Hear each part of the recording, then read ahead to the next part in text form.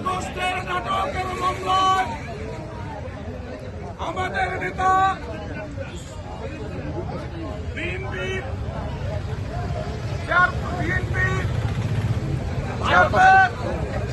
ভারপ্রাপ্ত চেয়ারম্যান জনাব তারেক রহমানের বিরুদ্ধে 21 আগস্টের যে ছাত্র জনতার আন্দোলনের মাধ্যমে আমাদের দেশে যে সরকার বর্তমানে আছে তারা উপলব্ধি করতে পেরেছেন যে 21 আগস্টের এই গ্রেনেড হামলার মামলা ছিল সাজানো এবং নাটক। তারা সেই বুঝতে পেরে আজকে আমাদের 4 বছরের মামলাকে আজকে তারা খারিজ করে দিয়েছে। আমরা পৌরসভা বিএনপির পক্ষ থেকে তার এই রায়কে স্বাগত জানাই এবং শুভেচ্ছা জানিয়ে আমি আমার বক্তব্য এখানে শেষ করছি।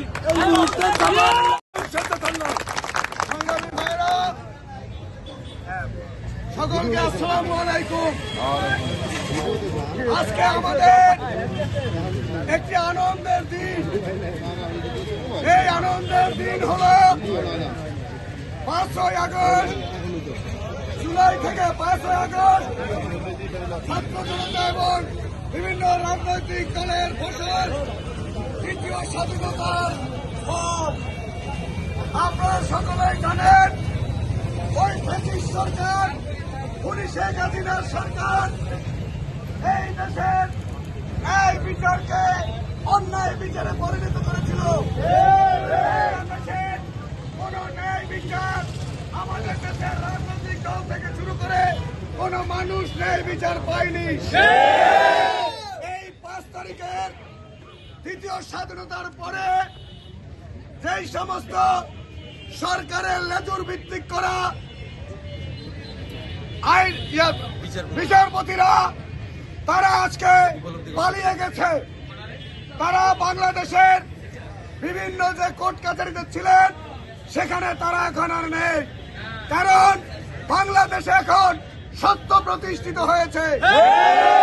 সত্য প্রতিষ্ঠিত হওয়ার কারণে যে সমস্ত বিচারকগণ এখন বাংলাদেশে বিচার করছেন তারা জনগণের মনের মতো বিচার করেন।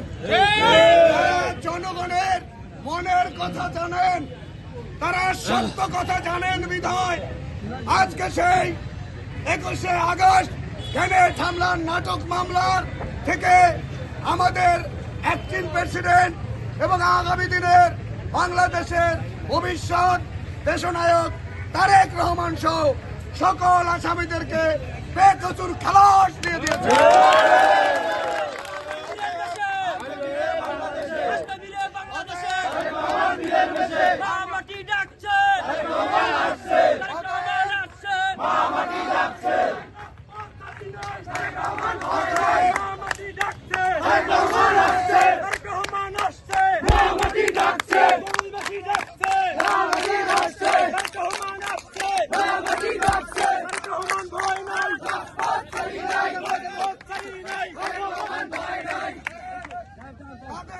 সহযোগিতা করে যাচ্ছি এবং আমরা তাদের সহযোগিতা করে যাব, কারণ তারাই এই এখন সরকারে তারাই উপলব্ধি করেছে যে আসলে সত্যটা কি।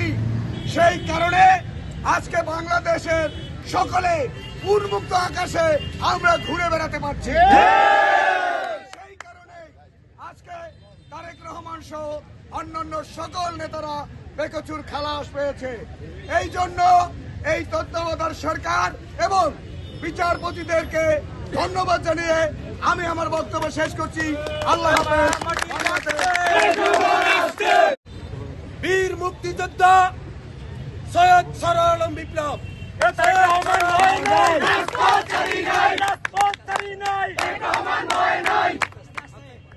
বন্ধ করবা। আজকে তো আমাদের আনন্দের দিন, আনন্দের দিন যেমন আজকে গ্রেনেড মামলার থেকে মুক্তি পেয়েছে। এই নিয়ে আমাদের সবচেয়ে বড় মামলা ছিল তারেক সাহেবের বিরুদ্ধে। সুতরাং আজকে আনন্দের পিছনে আনন্দ হবে। তারেক জিয়া শীঘ্রই বাংলাদেশে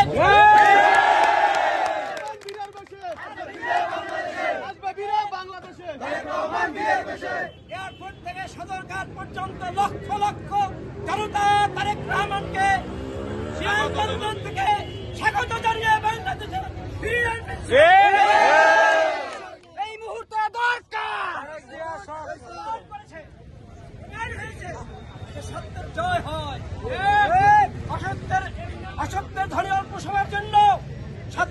বেজেই উঠে তারেক সাহেবকে যে ৭৫ সালের 15 আগস্টের মামলায় মিথ্যা মামলায় 21 আগস্টের মামলায় মিথ্যা ষড়যন্ত্র করা হয়েছে, তাকে যে রায় দেওয়া হয়েছে, অনন্য আসামিদের রায় দেওয়া হয়েছিল, আজকে মিথ্যা প্রমাণ হয়েছে।